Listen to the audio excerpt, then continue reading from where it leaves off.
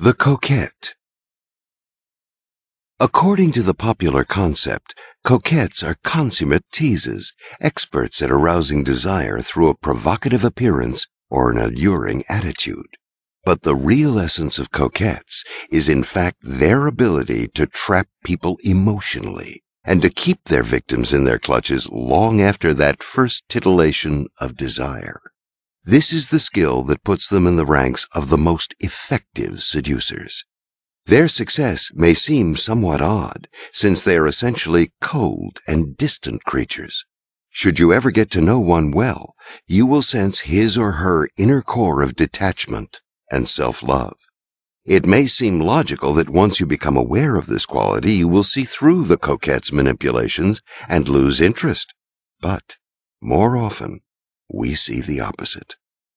To understand the peculiar power of the coquette, you must first understand a critical property of love and desire. The more obviously you pursue a person, the more likely you are to chase them away. Too much attention can be interesting for a while, but it soon grows cloying and finally becomes claustrophobic and frightening. It signals weakness and neediness, an unseductive combination. How often we make this mistake, thinking our persistent presence will reassure. But coquettes have an inherent understanding of this particular dynamic. Masters of selective withdrawal, they hint at coldness, absenting themselves at times to keep their victim off balance, surprised, intrigued.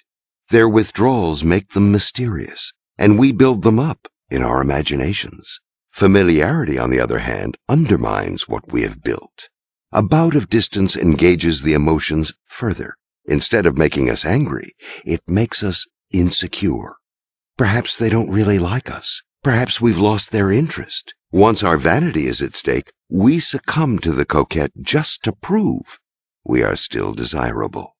Remember, the essence of the coquette lies not in the tease and temptation, but in the subsequent step back, the emotional withdrawal.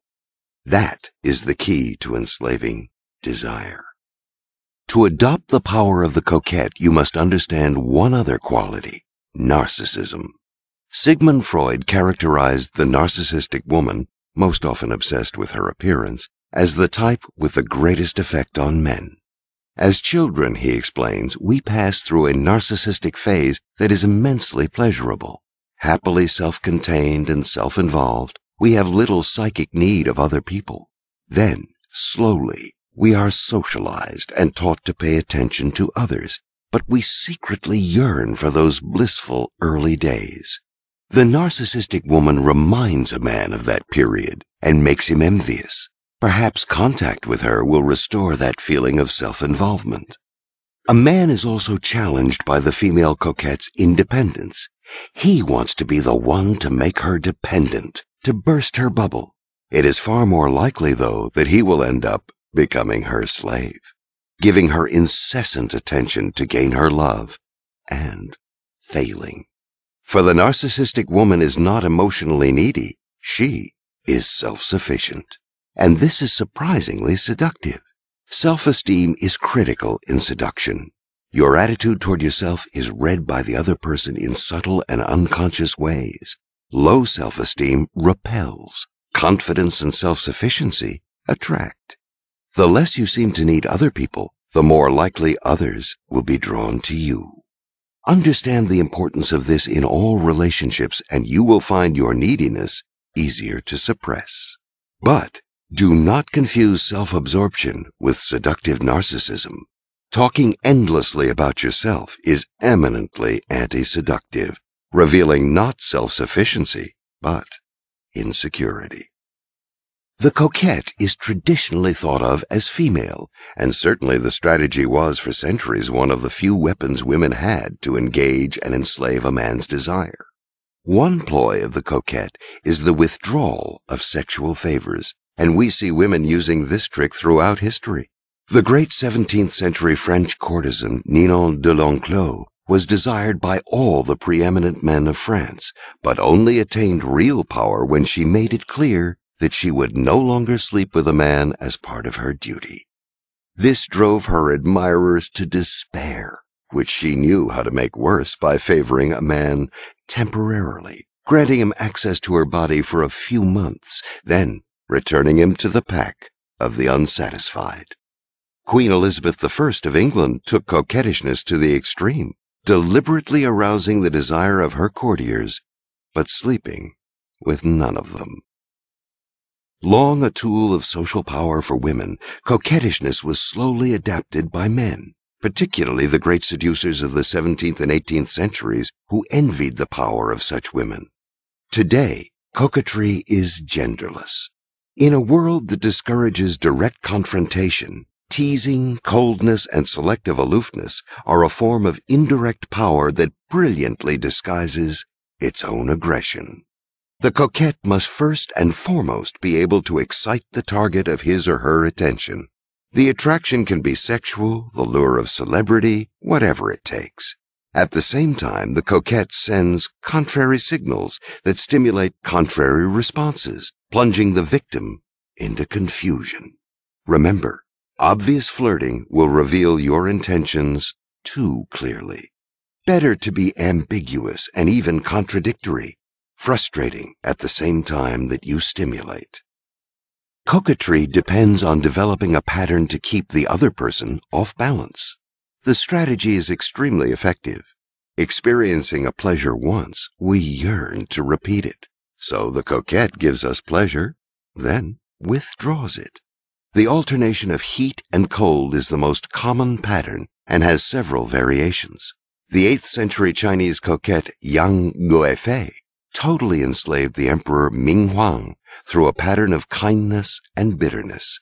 Having charmed him with kindness, she would suddenly get angry, blaming him harshly for the slightest mistake.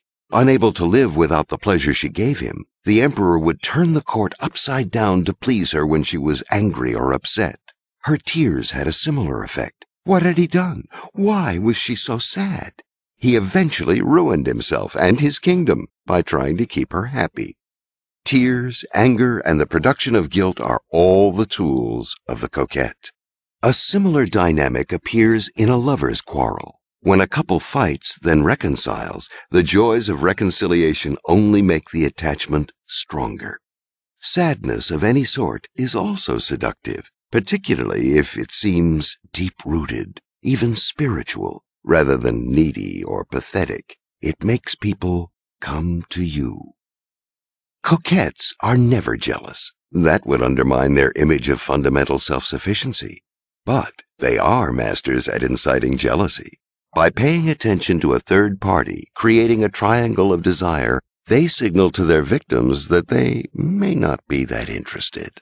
This triangulation is extremely seductive in social contexts as well as erotic ones. Interested in narcissistic women, Freud was a narcissist himself, and his aloofness drove his disciples crazy. They even had a name for it, his God complex.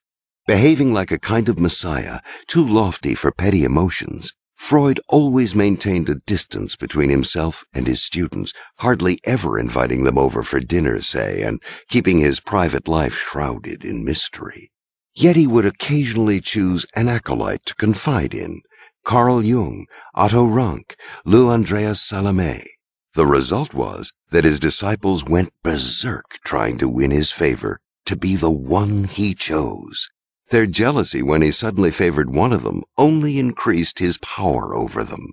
People's natural insecurities are heightened in group settings. By maintaining aloofness, coquettes start a competition to win their favor. If the ability to use third parties to make targets jealous is a critical seductive skill, Sigmund Freud was a grand coquette.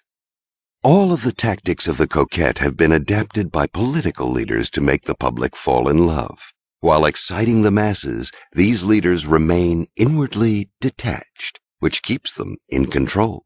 Napoleon played the coquette with the French. After the grand successes of the Italian campaign had made him a beloved hero, he left France to conquer Egypt, knowing that in his absence the government would fall apart, the people would hunger for his return, and their love would serve as the base for an expansion of his power.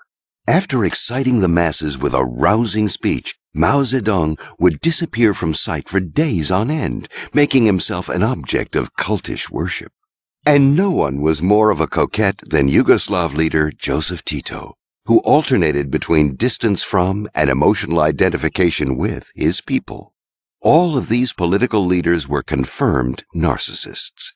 In times of trouble, when people feel insecure, the effect of such political coquetry is even more powerful. It is important to realize that coquetry is extremely effective on a group, stimulating jealousy, love, and intense devotion. If you play such a role with a group, remember to keep an emotional and physical distance.